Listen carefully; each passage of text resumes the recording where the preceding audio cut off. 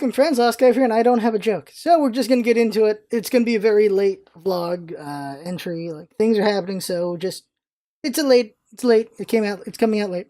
So let's get to it. Thing to talk about is gotta be the new job, because how it's gonna be ridiculous. They're throwing me right into the late shift right at the beginning. I didn't expect that. I thought I was gonna do days into it, because the way it works is it's like 7-month cycle. It is, you do days for like I'm saying you do days for about 3 months. Then you start doing the afternoon shifts about 3 months, and then you do graveyard for like a month and a half. They're throwing me right into the swing, right into graveyard. So what the balls? I thought I was gonna have time to transition over to it. No, they're throwing me right into the dang thing, so son of a balls. So here's the different shifts, so if you're curious about this, because we're talking about this for the first couple of minutes. The day shifts are 6:30 a.m. to 4:30 p.m., 10-hour shifts.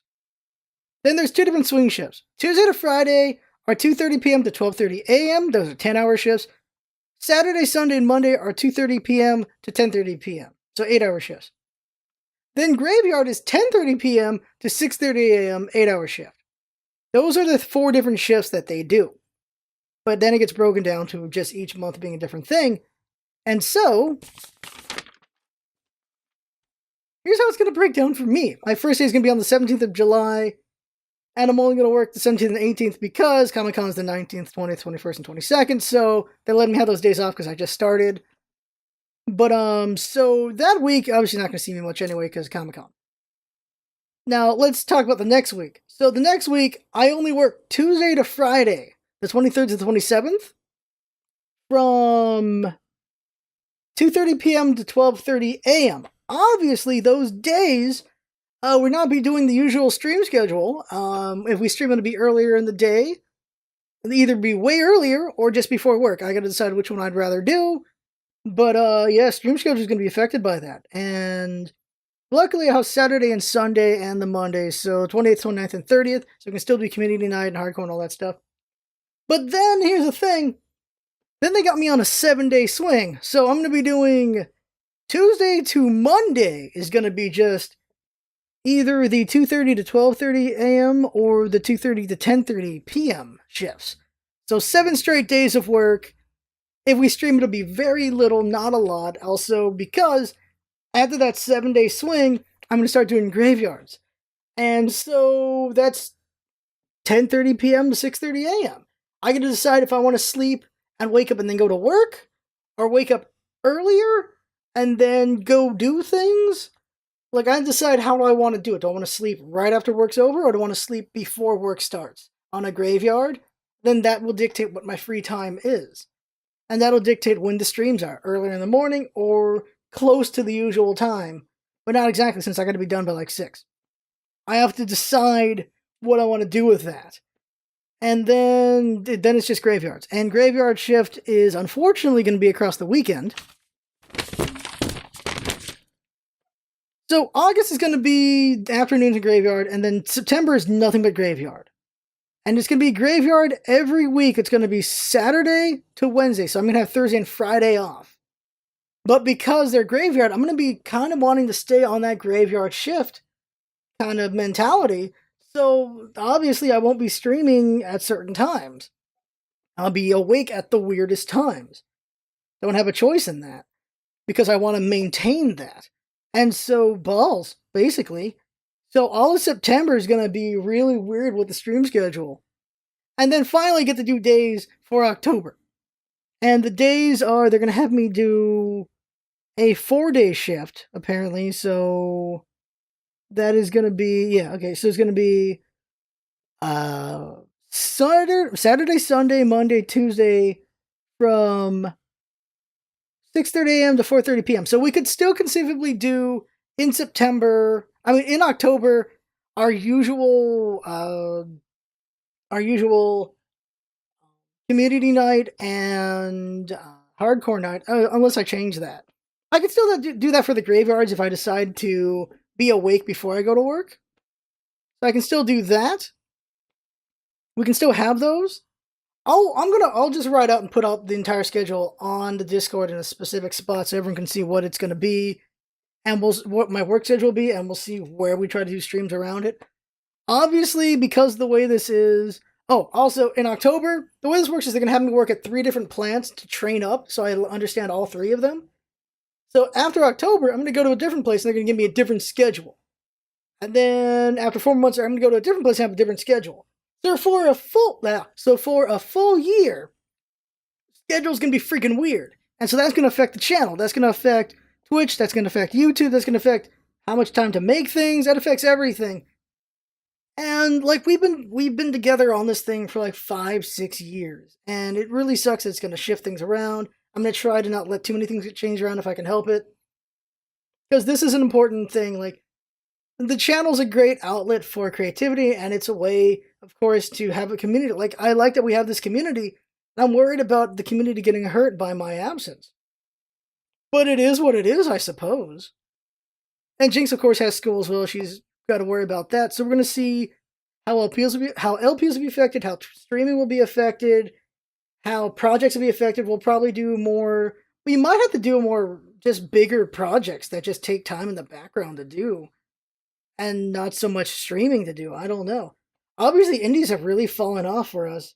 Jinx is now seeing the crap I have to pour through, and it's just woof. It really brings you down with how bad a lot of indies are. People wonder why YouTube and Steam do not get dethroned despite how bad they do some things. That's because of the infrastructure. That's because of the money you'd have to put in to be able to be a rival of them. YouTube's been around forever. They're getting a ton of stuff uploaded to them all the time. They're constantly experimenting and having to deal with just so many bad things and dumb things, and some of it's self-inflicted. Steam's the same thing, but no one can truly rival Steam because Steam's just such a big, massive beast. It would take a lot to be able to rival them. But with the amount of crap that Steam has on their store, indies are just screwed. I don't know. There has to be a platform for indies to be, like, a really good platform that is heavily curated for indies. For the time being, Switch is kind of that. That's why Switch is doing really well for indies. And when the new consoles come out, hopefully they'll be also discerning, so that those stores can be really good for indies as well. But Steam itself, with the floodgates open, is kind of useless. It really is. You have to know what you're looking for. You can't just look for stuff in there. You have to know what you want. And that's very unfortunate for indies. Extremely unfortunate for indies. They have to do a lot better on marketing themselves and getting their names out there. But with such a flood of other games, how do you do that is the question. And it's just getting harder to find the good games to cover. There's just so many crap games. It's hard to find a diamond in the rough now. Like, something that just doesn't look great but actually is good. You can't take the time to do that anymore, because I've tried and I'm drowning in it. It's unfortunate, it very much is. You also was like, well, you did this game or you did that game. It's like, well, they were fun ideas. It's not an easy thing. The fortunate thing, though, is after that year, we'll be set up at a specific location. The schedule will be whatever it is, and we can cycle through that. Because as we're cycling through shifts, I'll know what they are, and ahead of time we can put where the streams will be. I'll know how to do my sleep schedule, and we'll have things like that. And we'll be better for it. But that's going to be a whole year from now. We've been in constant flux and just changing things around ever since we left Smite. Our chance to try to make this the main thing we do with our lives was around Smite time, but then, of course, things just changed. And our growth did stagnate since then. I think we've grown in skill set, but we've not grown in popularity, obviously. And we're going to constantly be growing in skill set. And I still have the belief that at some point, we may be able to, well, maybe not necessarily explode, but if we're able to grow the community ever so much, just keep growing it as we go and actually grow it and cultivate it correctly, I think we could be a big deal in our own right, with our own community, instead of trying to just catch on to some trend and grow up. Like, that's the thing. It'll take time, but with a job and money and everything, we're able to do that, I think, well enough, eventually, as we're gaining skills and just getting better. That's the thing, is we want to keep improving, so we'll see how that all goes. Because the goal, of course, with the channel and everything is for it to be something that we could potentially just be able to live just doing that. That is the goal, is to make it not the second job, but be the only job. That is the goal with a YouTube and with a Twitch and all that stuff, is to make it the main thing you do. But obviously, it's not something everyone can do. It takes a lot of time and effort and luck and marketing and getting the right people and hitting the right trends and all that stuff. With the YouTube group I'm a part of, just seeing how the people with millions of subs and views, how they just pour over the numbers, they're doing so much statistic work and just figuring things out all day, every day.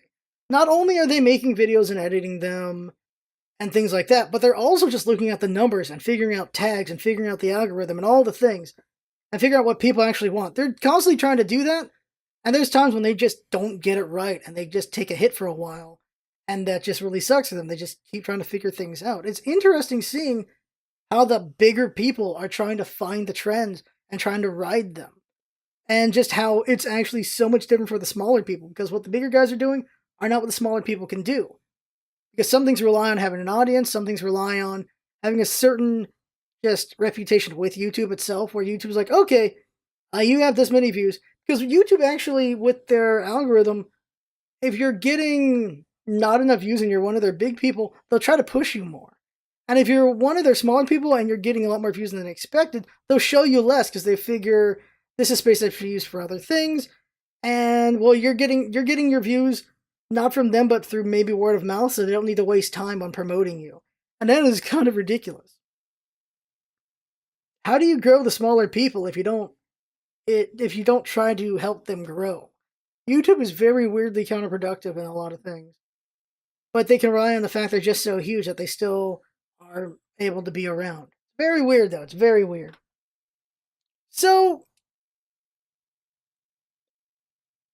we'll see how the things go with the channel. Like, the thing is, though, as well, is eventually with this job, money worth will climb up and up and up. And as I make more money off the job, I'm able to do more and more giveaways and just do nice things.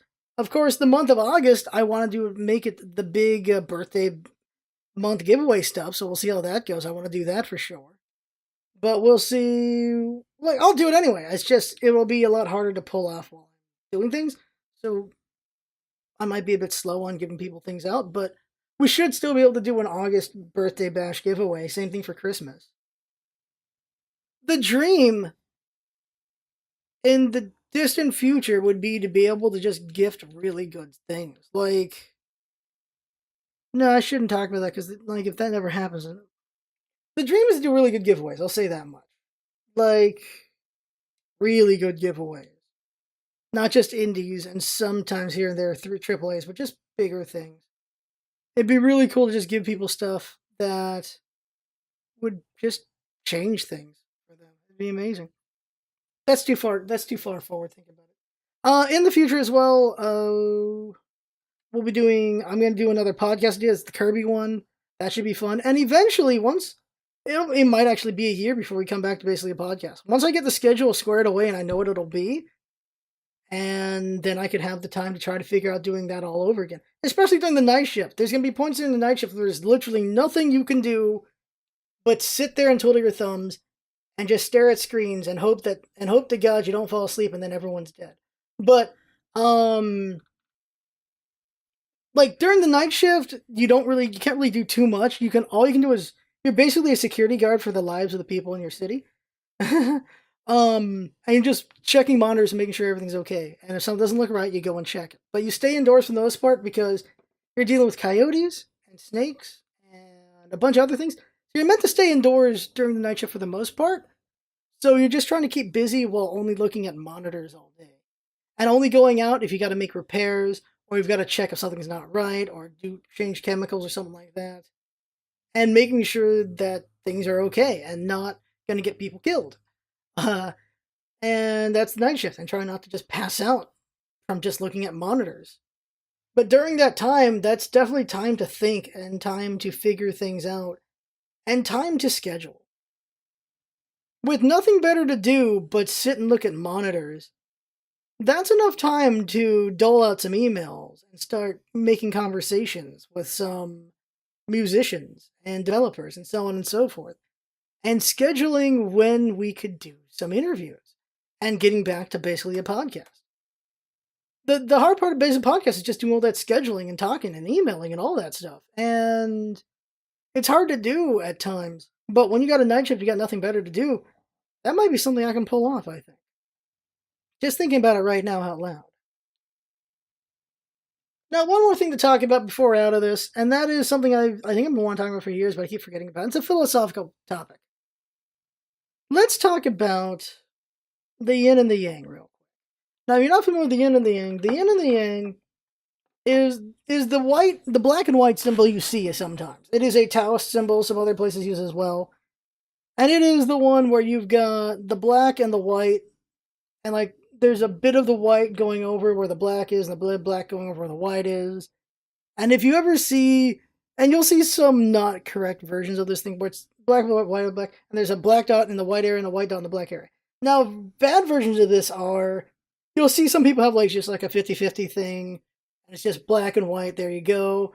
Or they'll have the symbol with the swirlingness, but they don't have the dots. The idea behind how you have like a tail end of white and a big bulge of white and a tail end of black and big bulge of black is that it's not just even. That's the thing about it. The myth, the legend is a dude saw a blackfish with a white eye and a whitefish with a black eye swirling in the water, and he's like, well, there you go, that's the symbol of balance right there, yeah. So the yin and the yang is balance and duality. Like, it's oneness and duality within oneself. The good, the bad, the light, the dark, the love, the hate, the facts of life. The things in there. You take the good, the bad, and what do you have? That's what the yin and the yang is. It is just everything within us, the duality within ourselves, the conflict, the contradiction, just everything happening. It's all swirling within. That's what the yin and the yang are. All of our greed, all of our charity, our malice, our compassion, our hatred, our love, all those things are all within us, and they're all swirling. But they're not opposite of each other, but they are, by the argument of yin and yang, they're not opposing each other. They are connected. They are just constantly moving together. The idea of yin and yang is that this is supposed to be harmony, because you have all this stuff within you just constantly churning out. While for others, the interpretation would be this is chaos, because you have so much in conflict with each other churning it out. The original idea is it's all working together. Interpretation is it's all in conflict. And I've definitely for a long time interpreted as conflict for dang sure. Because trying to marry hatred with love, or just trying to marry just the cruelty of what a person can be with the kindness a person can be, is a hard thing to do. But you can interpret it as this is what's the capability within all of us. How far we can go within the light side of ourselves and within the dark side of ourselves. And now I'm mostly going into interpretation now. Interpretation of the yin and yang is to the self. How far into the darkness we can go, how far into the light we can go. And the important thing are the two dots. In the two dots you have within the darkness there's this dot of light. And within the light there's this dot of darkness. And you can take this interpretation in so many different ways. And interpretation you can take it in one way is, no matter how bad the situation is, there is always hope. And no matter how good the situation is, there is always something that can bring it down. And when it comes to the self, I can think of it in another way, and that would be maybe depression.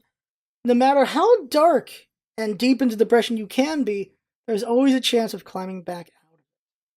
And the other way is, of course, with anxiety and everything, is no matter how good things are, there's some voice in your head telling you things are fleeting, or they're not great, or that it's all going to come tumbling down. That's like depression, despite how good a day you're having, things like that.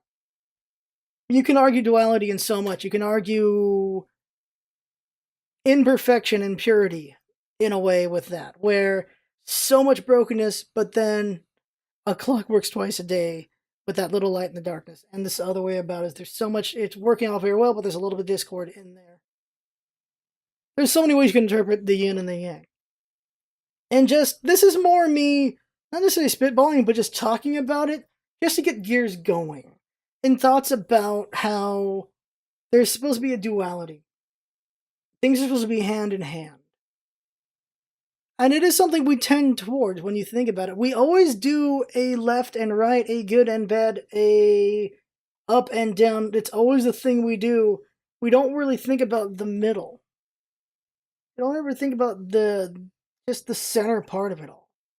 It's always about one or the other when they're meant to complement each other. And that is the big problem where, of course, real quickly, politics, of course. Right now, it feels like the far left and the far right are the ones getting the most going on for them. While the center is spending a lot of time trying to figure out how to bring things back to the center, and also spending a lot of time complaining about the other sides, or just feeling isolated from the other sides. You have anyone who's moderate right is just, they're seeing so many things by the far right, and they're like, this is all terrible stuff. But they're also seeing things by the far left that's also terrible as well. And they're like, well, where the hell do we go? Same things for the moderate left. That's why you could see it as more discord than in harmony right now. Or you can see the harmony is in the discord, in that we have so much fringe going on that it has to be that way. And it kind of does, because as far out there as the right has been, you need people to go as far on the left as well to combat it. Because the people in the middle, they're not willing to fight as hard as the people on the ends. The problem is, you don't want these people on the ends to exist in the first place. Because they're terrible, terrible, terribly bad at compromise in the middle. We've always had, to an extent, two parties. You had the Federalists, the Anti-Federalists. You've had the Republicans and Democrats for the longest time, of course. But you had little parties like the Whigs and I can't remember the opposite of the Whigs. We had 3 or 4 parties at different times. But it's always been one or the other. It's always been two parties for the most part. You had, of course, like Teddy Roosevelt had the Bull Moose Party. Like I said, the Whigs. I can't remember some of the other parties right now, but we did have multiple parties at one point. And sometimes I wonder, why couldn't we maintain that? I think part of it is because we look at Parliament, as Americans, we look at Parliament and we see the chaos of Parliament, and we're like, we don't really like that. But it's not like this is perfect either. So I don't really know.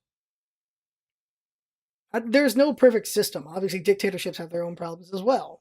Monarchies had their problems as well. Like, everything's got a problem. There's the good and bad to everything, but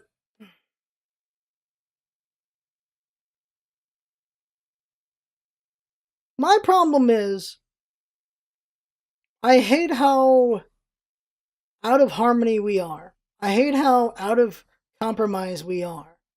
Right now, America is very much winner takes all. And that's not good. And you've got plenty of people who are trying to bridge the gap. But as they're pulling it towards the middle, you've got the fringes pulling it further out. And basically, at the end of the day, the band is so far out, it's gonna snap at some point. That's what it feels like, at least. The tension is extremely high these days. I really don't know what the hell's gonna happen. It's just a new problem every day, and it's very unfortunate. The tension just rises and gets tighter. Back to symbology. What's interesting is, I'm talking about interpretation of the yin and the yang. A lot of interpretation. That's what we've been doing here.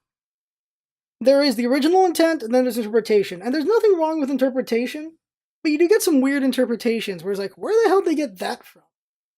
Or even when, like, myself making a thing, or you see this at any time with anyone you're a fan of, and you'll see someone attack them. They'll be like, this person's being misogynist for some random thing they say. It's like, this in no way is them being misogynist, or they're being feminist or anti-feminist or whatever different things. You'll see people be accused of things they didn't mean it at all, and that is because of the interpretation of others.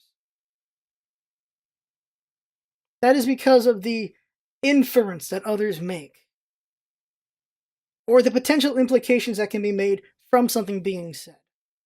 There are so many potential things that a thing can be. That initial context or initial goal. I can't remember the exact word I'm looking for. The initial intent. There we go. The intent gets lost, which can be quite unfortunate. An example of that, of course, is the swastika. It's not the Nazis didn't invent the swastika. The swastika is in Buddhism. It's in Hinduism. You'll see it on ancient figures. Just seeing that get misinterpreted and misunderstood. It used to mean good luck. I don't think it meant peace and harmony. It meant like good luck. It meant, it just meant good things, like good tidings. It meant stuff like that. And then it became the Nazi symbol. And something we forget because we like to erase history as well is we've taken the swastika as the only symbol. But the Nazis also had the cross. They used the cross as well in some of their symbology. And we've erased that from our memories as a people. That's a thing we've done. Real quick, one more. The upside down cross is a hilarious one for a lot of people. Or even the peace sign's a hilarious one for some people as well. I'll talk about the upside down cross though. The upside down cross is seen as a Satanist symbol by some people. Even some Christians, because they're idiots. A lot of people are stupid. You have people who say they're Satanists and they'll use this as their symbol. They'll use other symbols that are more closely better for the symbol of Lucifer, but they'll use the upside down cross as a symbol of Lucifer. This is done by Satanists. This is done by Christians as well to say this is a Satanist symbol. Fact of the matter is they're all idiots. The upside down cross is the symbol of the Pope. It is the symbol of Saint Peter. His feeling was, when he got crucified, is he could not be crucified the same way as Jesus, so his cross was upside down. So those who actually understand Christianity actually understand it, not just bastardize it. When they see a Satanist have the upside down cross, they laugh and have this smugness about them, which is funny, in that they're not worshiping Satan. They're just saying they're below Jesus.